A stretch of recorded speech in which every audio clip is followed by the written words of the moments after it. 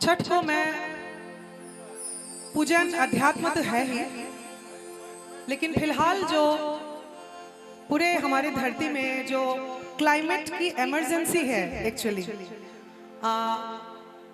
ये सब बात बतियाने में सुनने में बहुत ये सब this are not TRP oriented topics, but मैं समझती हूँ पूरे बहुत लोग इसमें संघर्ष कर रहे हैं। पूरे जो ग्लोबल वार्मिंग से लेके जो भी पर्यावरण की बात है, जब धरती ही नहीं रहेगी तो तब कुछ और रहेगा ही नहीं। हम कहाँ गाएंगे, हम लोग कहाँ राजनीति करेंगे, सब कुछ भी नहीं रहेगा अगर धरती नहीं बचेगी।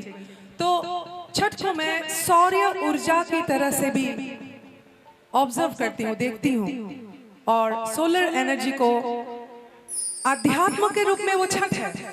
और अगर साइंटिफिकली आज की जो स्थिति है उसमें अगर जाए तो वो सौर्य ऊर्जा की तरफ हम लोगों को किस तरह से जाना चाहिए, और उसकी पहल हो भी रही है।